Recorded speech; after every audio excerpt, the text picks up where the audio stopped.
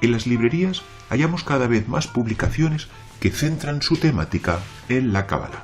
Si nos vamos a Internet, vemos que también son cada vez más numerosos los maestros que dicen impartir esta sabiduría. Y aquí es donde nos preguntamos, ¿cuál debe ser la postura del creyente en el Mesías ante todas estas enseñanzas? ¿Entrañan realmente algún peligro para nuestra alma? Shalom, queridos Javerim.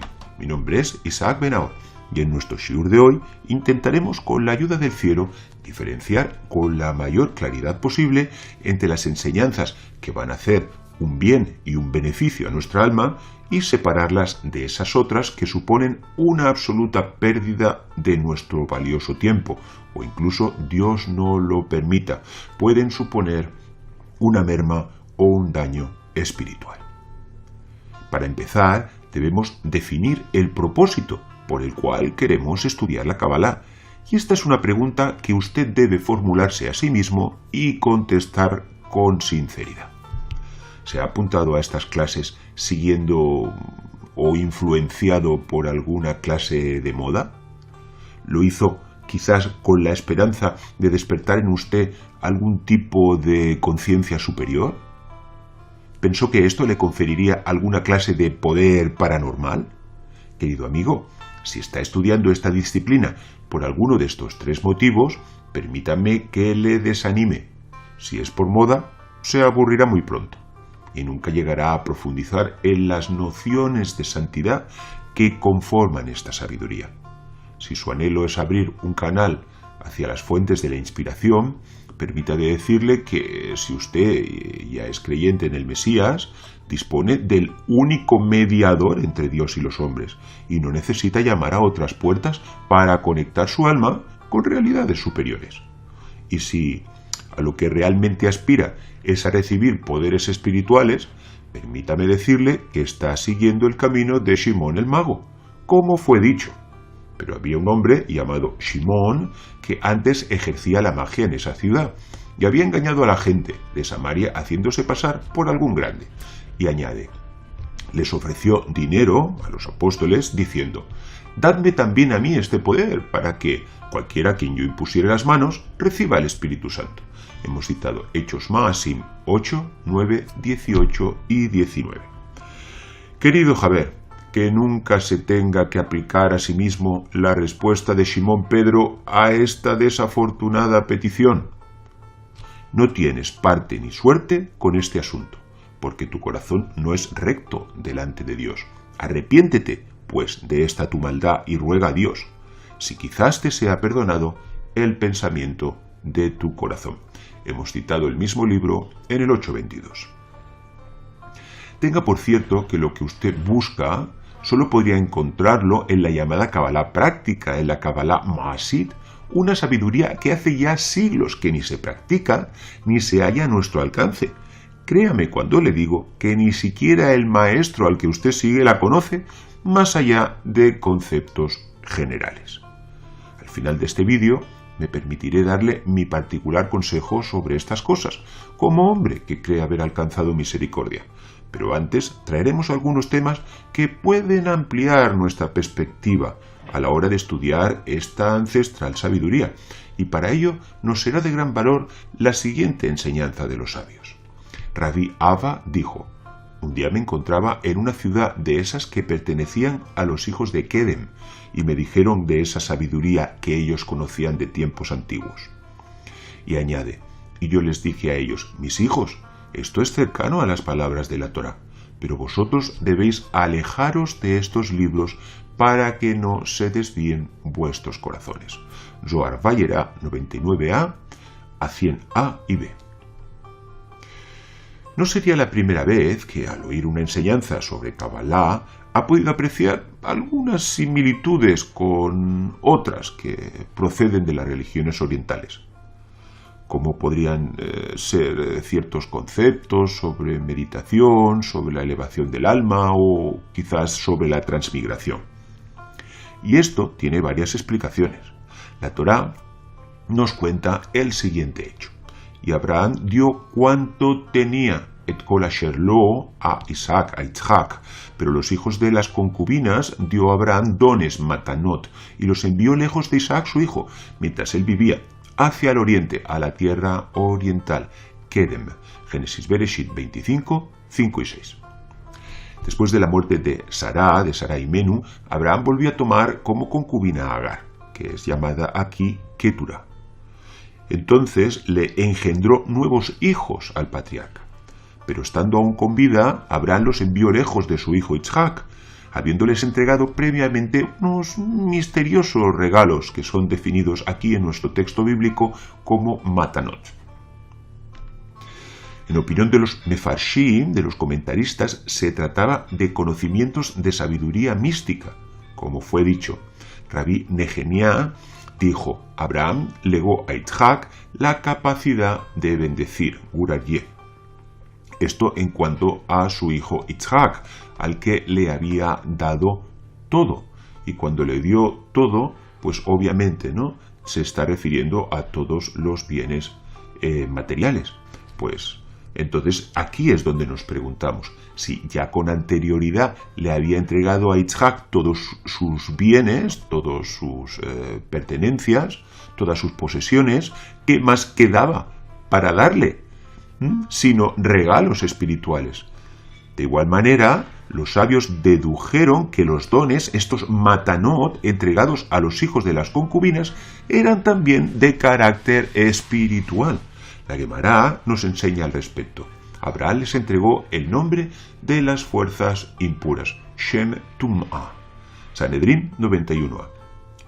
Y esto es difícil de entender, pues siendo Abraham la fuente de estas enseñanzas, no nos cabe duda de que eran de un altísimo nivel espiritual, y sobra decir que todas ellas del lado de la santidad.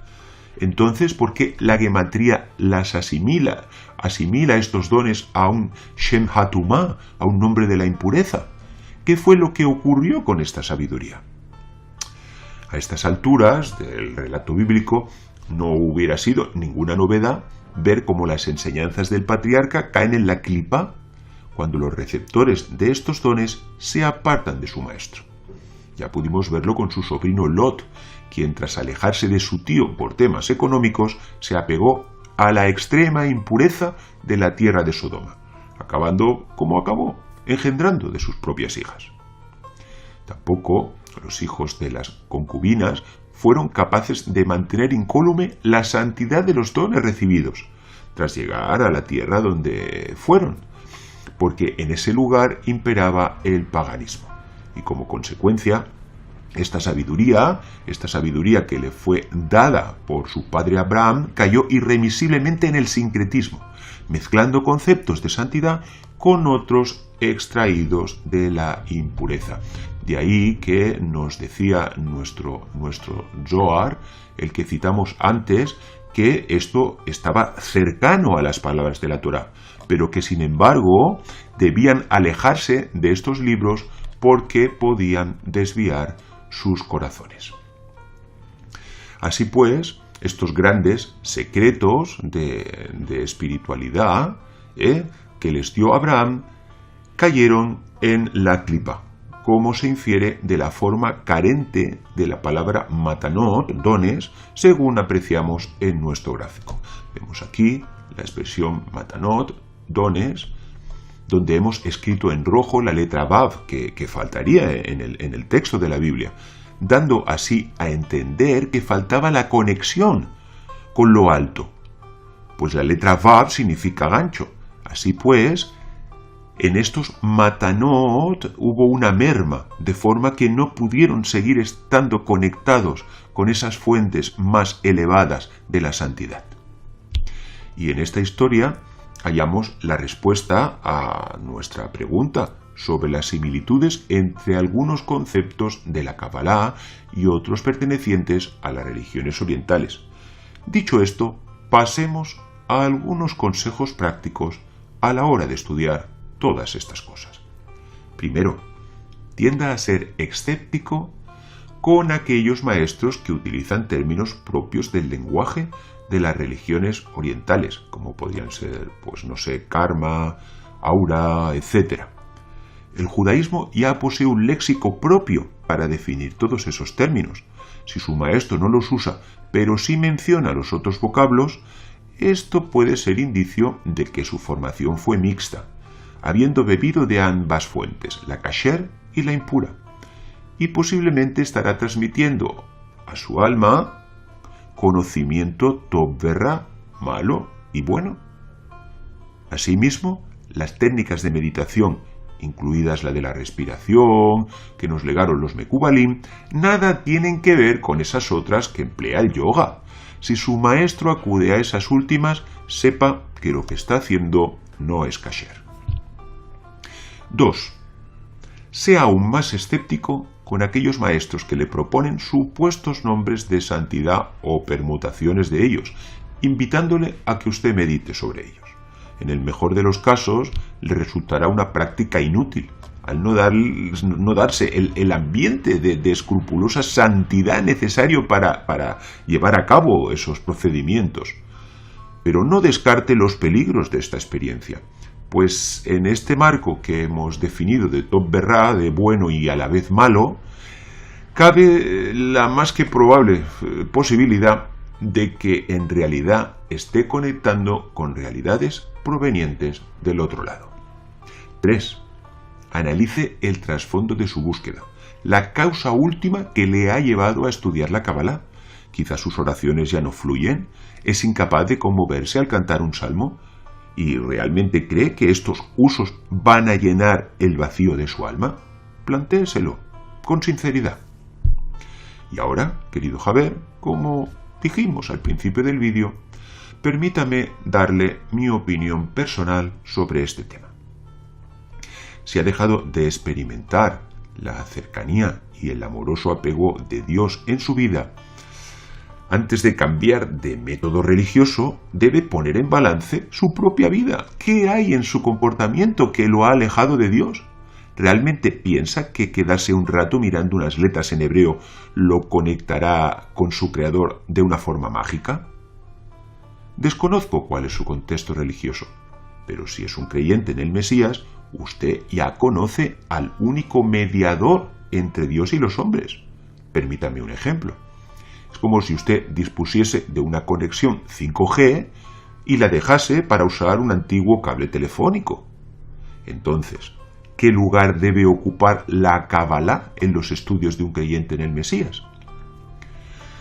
Los sabios nos enseñan que la Torá, y por extensión toda la Biblia, posee 4 niveles de aprehensión. El primer nivel es el Pshat. Este lo conformaría el sentido llano del texto y su interpretación literal. Sería un gran error pensar que este primer acercamiento al texto bíblico es sencillo. Un estudio riguroso del Peshat requiere de un extenso conocimiento del contexto histórico y religioso de los personajes, también de las expresiones idiomáticas, y en el caso del estudio del Nuevo Pacto, de la forma en cómo se interpretaban las leyes en la época del Segundo Templo, para lo que necesitaremos acudir inevitablemente a la Mishnah. Si cree que estudiar este nivel es sencillo, échele un vistazo a la Torá con Rashi, donde el comentarista por excelencia del Pentateuco hace gala de un conocimiento superlativo de la gramática hebrea, así como de las diferentes agadot, de los relatos y también de las fuentes talmúdicas, y todo esto sin salir del Pshat. Pues no olvidemos que está escrito a través de lo revelado, la persona alcanza lo oculto. Zohar Vayetze 154a. Segundo nivel, Remetz. Por ejemplo, al entrar en las enseñanzas de Yeshua, nos vemos inmersos en un enriquecedor universo de insinuaciones. Todas las realidades espirituales inherentes al Mesías pueden ser halladas aquí: su venida al mundo, su visión, su muerte, su resurrección. A veces una palabra, otras es tan solo una letra, pero todos ellos pueden ser maravillosos indicios de luz y revelación. Llegados a este nivel, nos encontramos con el gran escollo de las diferentes traducciones vernáculas, pues el Lashon HaKodesh, la lengua santa, es el único idioma susceptible de este nivel de aprehensión por nuestra parte. Es este un grado especialmente útil a la hora de afianzar nuestra fe, pues son muchos los argumentos con frecuencia contradiciendo otras fuentes más antiguas que los detractores han esgrimido para desacreditar la interpretación mesiánica de textos clásicos, como puede ser Isaías 53. Y detrás de ellos se han ido los indoctos y los de doble ánimo. Pero si nos sumergimos en la neutralidad de las letras y de los nombres, sin hacer mayor apología que la innegable evidencia de estas insinuaciones que subyacen tras el sentido literal, nuestro espíritu se conforta al reconocer en ellas maravillosas revelaciones sobre el Mesías. Y llegados al tercer nivel, el Drash, aquí debemos esforzarnos en sacar a luz las Agadot, que son esos relatos que están queriendo salir a luz de alguna forma en el texto, como si de un Midrash se tratara. Derivado del término lidrosh, exigir, requerir, este grado de acercamiento al texto bíblico demanda de nosotros un oído atento para escuchar el susurro de las historias que se esconden tras el sentido literal. Y este es un nivel más cercano al Sot, al secreto, que al Pshat, al sentido literal o llano, por lo que dependeremos más de nuestra sensibilidad espiritual que de nuestros recursos exegéticos para poder alcanzar su comprensión.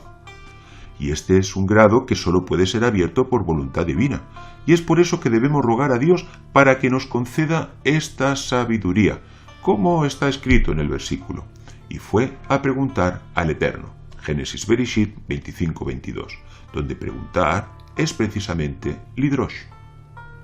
El cuarto nivel es el Sod, el secreto.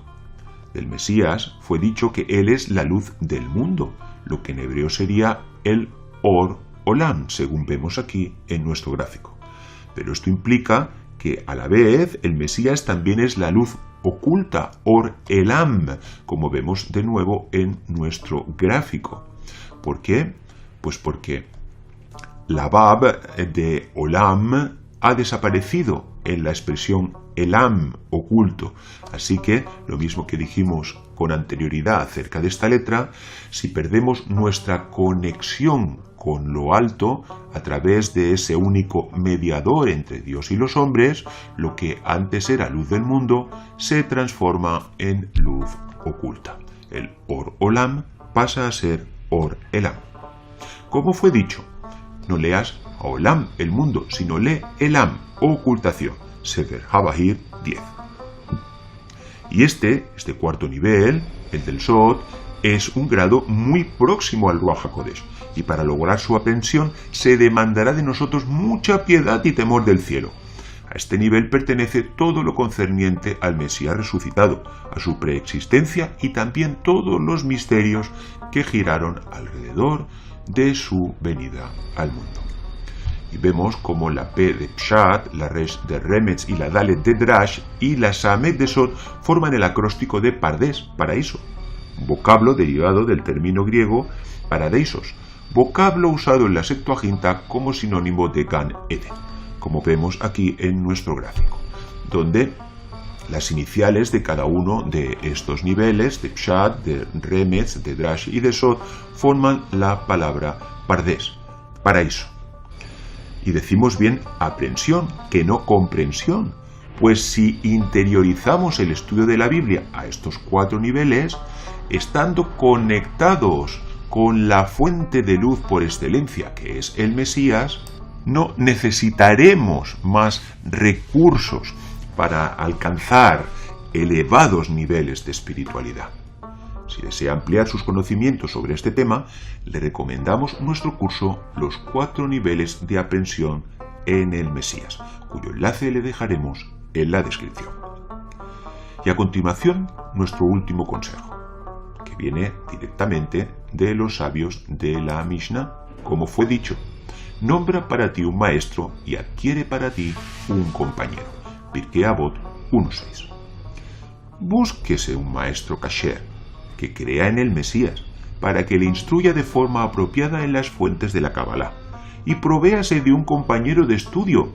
Con él podrá repasar y discutir todo lo que vayan aprendiendo, y así se alejará de enseñanzas estériles que nada aportan a su alma, y sobre todo de los peligros del sincretismo o de sabidurías directamente sacadas de fuentes impuras. Y hasta aquí nuestro shiur de hoy. Shalom. Adir Ben Ahor, el poder y la luz del Mesías Yeshua.